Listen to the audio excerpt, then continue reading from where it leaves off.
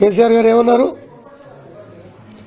ఎవరికైనా కాలులో ముళ్ళు గుచ్చుకున్న నోటితో తీస్తా, ప్రాంతీయ విభేదాలొద్దు, స్వేచ్ఛగా బతకండి, స్వేచ్ఛగా ఉద్యోగం చేసుకోండి, స్వేచ్ఛగా వ్యాపారం చేసుకోండి.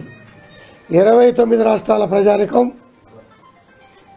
మన హైదరాబాద్లో ఉన్న విషయం మరచి భవిష్యత్తు వ్యవస్థకి, భవిష్యత్ తరాలకి విచ్ఛిన్నం చేసే మాటలు మాట్లాడితే ఎవరు చర్య తీసుకోవాలి? అధ్యక్షులు చర్య తీసుకోవాలి. అధ్యక్షులు చర్య తీసుకోకపోతే తదుపరి కార్యాచరణ అధ్యక్షులతో మాట్లాడి, సహచర శాసనసభ్యులతో మాట్లాడి మేము ముందుకు ఒక అడిగేస్తాం. బీఆర్ఎస్ సహచరుల మీకు కాంగ్రెస్ సహచరుల ఎవరితో మీకు ఏ పార్టీ ఇప్పుడు సపోర్ట్ అంటున్నారు? నేను కేసీఆర్ గారితో మాట్లాడుతానంటే మళ్ళీ మీరు కొంటి క్వశ్చన్ ఇస్తారు. నేను క్లారిటీగా చెప్పా.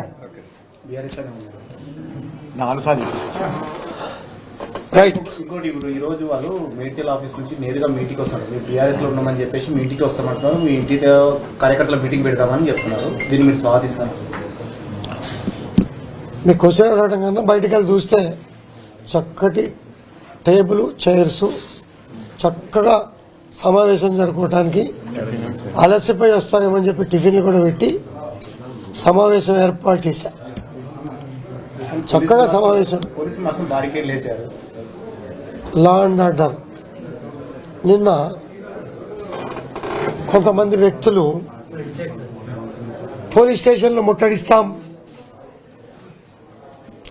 అంతు చూస్తాం, అరాచకాలు చేస్తాం అనే మాటకి వాళ్ళ జాగ్రత్తలు వాళ్ళు తీసుకుంటారు.